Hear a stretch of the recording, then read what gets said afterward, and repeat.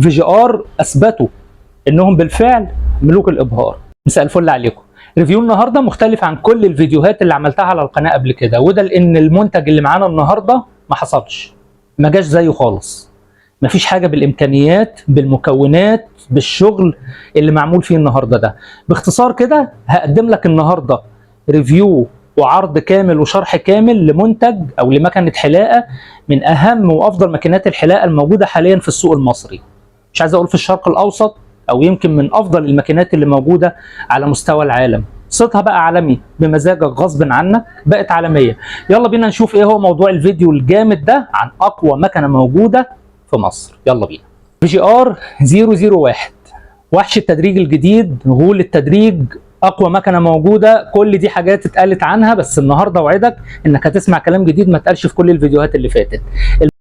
نفتح العلبه ونشوف المنتج من جوه شكله ايه والامكانيات كمان عامله ازاي. بسم الله. ده كده شكل المكنه بتاعتنا، متوفره بثلاث الوان: الجولد، الاسود، الاحمر. انا شخصيا اخترت الجولد نعمل عليها الريفيو، بس انت مش هيفرق معاك اللون، يعني كله ثابت، مفيش حاجه اسمها ان اللون يبهت او يروح، مفيش الكلام ده خالص. يجعل ايامكم كلها جولد ان شاء الله. شغل المكنه يا باشا، شغل المكنه. بص بتديك ايه. سامع الاول صوتها؟ مفيش صوت للمكنه، صوتها يكاد يكون مش موجود.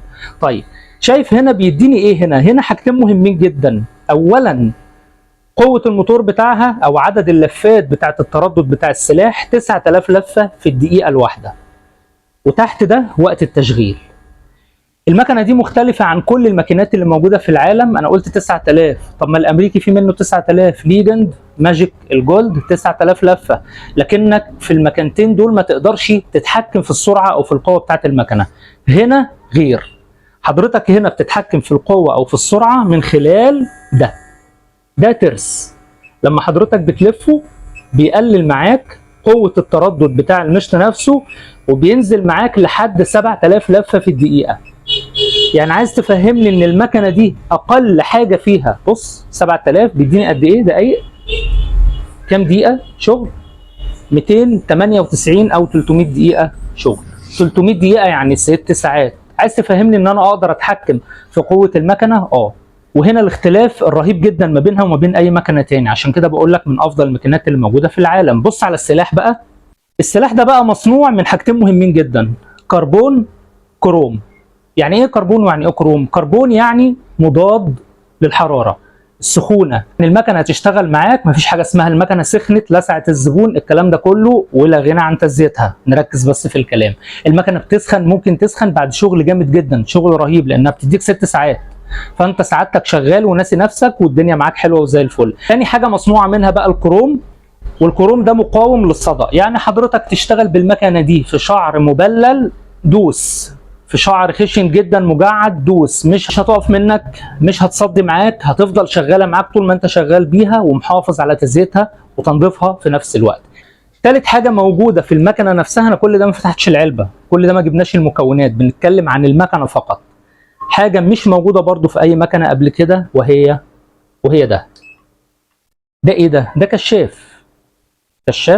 عرفوا ان النور عندنا بيقطع كتير، فقال لك افرض النور قطع على الحلاق وهو شغال، نعمل ايه؟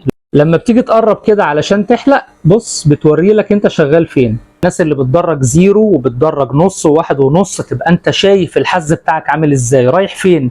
التدريج ال3 دي اخباره ايه؟ اتكلمنا عن قوه المكنه، اتكلمنا عن قوه السلاح، اتكلمنا عن الاضافه الجديده في الكشاف. يلا بقى نشوف المكونات الرهيبه جدا اللي موجوده في العلبه. ادي العلبه بتاعتنا، بص المكونات عامله ازاي. طبعا المكنه كانت هنا اللي انا كنت ماسكها في ايدي. شوف سعادتك 10 درجات طقم تدريج كامل.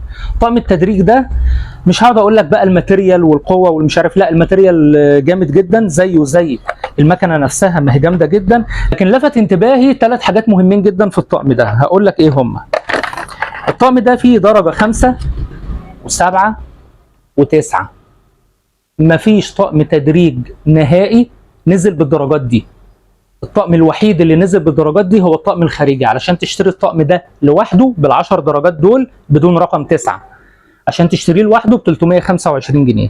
شوف بقى الجديد، معاك رقم 5 اللي بيدي لك 9 مللي، معاك رقم 7 لحد 15 مللي، رقم 9 لحد 21 مللي. طبعا اعلى درجه موجوده في المكنه نفسها هي درجه ال10 اللي بتدي لك طول 24 مللي.